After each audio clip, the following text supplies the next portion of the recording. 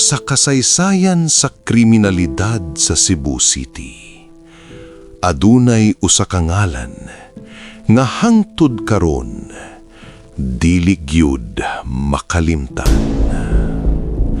Usa ka pulis nga gikahadlukan sa mga kriminal ug drugista.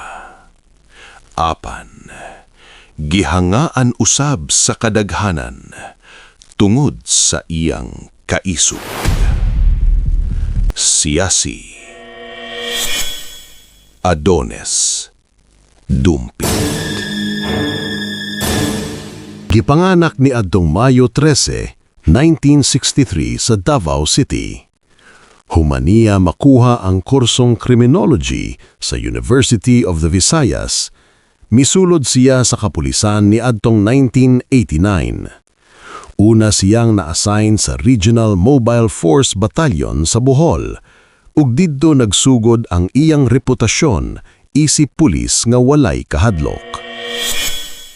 Pagbalhin niya sa Cebu, nangulo siya sa usa ka grupo nga naggukod sa mga iladong kriminal sa syudad. Sunod-sunod ang mga operasyon batok sa tulis, droga ug organisadong krimen. Busa sa mata sa daghang Sugboanon, si Dumpit nahimong simbolo sa pakigbatok sa kriminalidad. Apan uban sa iyang reputasyon, miabot usab ang mga kontrobersya. Niadtong 2004, nalambigit siya sa pagkamatay sa usa ka 17 anyos nga giingong robbery suspect. Tungod niini, nagpagawas og warrant of arrest ang korte. Og niadtong 2010, ni surrender si Dumpit og napriso. Glabay sa pipila ka tuig, nakagawa siya ni adtong 2016 at nakabalik sa serbisyo sa pulisya. Apan ni adtong Hunyo 27, 2018, nahimo na usab nga sentro sa balita ang iyang ngalan.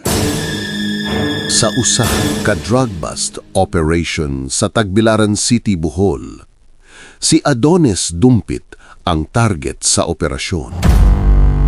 Matud sa opisyal nga report, nakigsangka siya sa mga operatiba ug sa pipila lamang ka segundo sa pinusilay. Nahagba ang kanhing gikahadlukan nga pulis.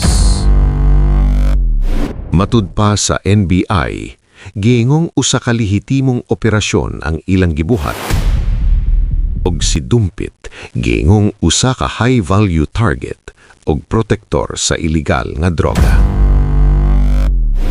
Apan hangtod karon, daghan gihapong Sugboanon ang nagduda sa opisyal nga bersyon sa panghitabo, kay para sa uban lisod tuuhan nga ang kanhi crime buster ng Cebu mahimo di ay nga protektor sa iligal nga droga. Ug hangtod karon, nagpabilin ang mga pangutana sa iyang kamatayon. Ang pulis nga kaniadto gigahadlukan sa mga kriminal, nahimong usa ka misteryo sa kasaysayan sa Cebu.